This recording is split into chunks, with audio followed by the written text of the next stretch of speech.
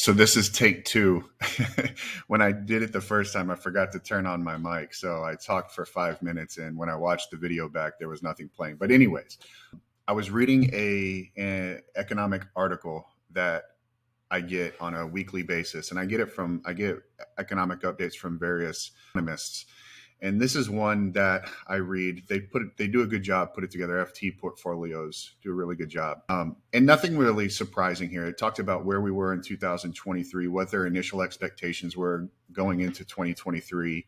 And really what happened was beyond most economic predictions and forecasts, which was the economy stayed stronger, a lot stronger than what they expected. And the stock market stayed exceptionally resilient during that period of time. And so going into 2024, what they're saying is that they expect much of the same, that the economy is going to slow down, what we call, what they're calling a mild recession going into 2024.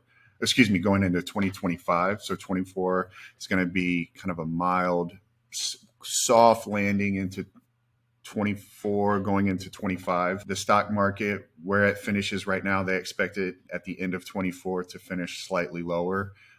So not a whole lot of movement, but if anything, a little bit of a negative return on S&P 500. And they expect the treasury yield to go down about 150 basis points to 3.5% from where it is today. So none of that is really unexpected. It's just when it takes place. But the thing that struck me was this. They were talking about interest rates, and I wanted to really dig into two things: interest rates and long-term taxes, income taxes. So for those of you that haven't seen this before, this is the usdebtclock.org. They've been putting this page on for probably the greater part of the last 15, 20 years, and they've done a lot of updating. I haven't been here in a while. And man, this is scary stuff. So the U.S. national debt right now is $33.9 trillion. 33.9. That's how much money the government owes in debt. And they break it down per citizen. They break it down per taxpayer. There's about 340 million, 350 million citizens, and there's significantly less taxpayers. But what I want you to focus on is the spending in the budget. So the government is spending outflow $6 trillion a year, and they have a $1.7 trillion deficit. The deficit means they're spending more money than they're bringing in. Think about that from your own personal household. If you are consistently on an annual basis spending more money than you're bringing in, you're racking up credit card debt. At a certain point, those minimum monthly payments on that credit card debt becomes unsustainable. And that's kind of what's happening right now with the federal budget. Is of that $1.7 trillion of deficit, 700 billion of it is right here, interest on debt. $700 billion a year of our $1.7 trillion deficit goes to paying interest on the debt. That's the minimum monthly payment. Think about that, or the minimum. They're just paying interest. They're not even paying principal down, just interest to the deficit, right? And so interest rates have to go down because that number is specifically tied to interest rates. So interest rates will go down. The question is how fast and how long will they stay down? Because we're only bringing in, the government is only bringing in $4.4 trillion of revenue. Now, if I go back, remember, spending $6.1 trillion, making $4.4 trillion. 6.1 minus 4.4 is 1.7. That's the deficit. So here's the thing. Of the $4.4 trillion that they're bringing in revenue, which again is not enough to cover the expenses, $2 trillion of that comes in the form of taxing you and me as individuals. $1.6 trillion of that comes from payroll revenue from employers that employ workers for their companies. And then the other $84 trillion is excise tax that, we can break that down if need to.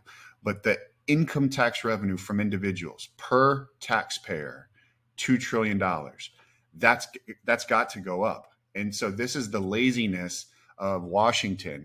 Instead of allowing more small businesses to employ more people to get more of a payroll tax revenue, they find the easy way is to just tax the individuals. you and me, when it gets onto our Schedule 1040. So in order to protect yourself from that going up, and it will go up, it has to go up. If you are an entrepreneur, if you're a small business owner, if you're a high income earner, even if you're a high net worth individual that has high income, you've got to climb the mountain of tax efficiency when it comes to the strategies you're employing to your long-term plan. The days of just the 401k, just the Roth IRA, that's going to be enough to sustain you in retirement is wrong, because you're putting money into those plans and they're putting limits on all of those things. The things that don't have limits to the common strategy is like 401ks. Well, there's a limit. It's like 20 grand, 25 grand a year that you can put in, but you're putting all of that money in on a pre-tax basis yesterday and today at a tax rate that is much lower than where taxes are going to be when you start to take that money out in retirement, because taxes do have to go up because of this.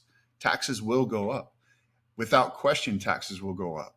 We're going to try to fight it and prevent it, but they will go up. And are you set up the right way with your plan to minimize taxes going in, minimize taxes as it grows, and minimize taxes as you take those distributions? And if you're questioning that, then you need to reach out to us, because in working with your tax professional, and you may not have the right tax professional, we'll make sure you do, but in working with the right tax professional, you've got to get your house in order so that the government stops taking what you've worked so hard for all these years. That's what we're trying to accomplish for you guys. Reach out to us. We'll help you.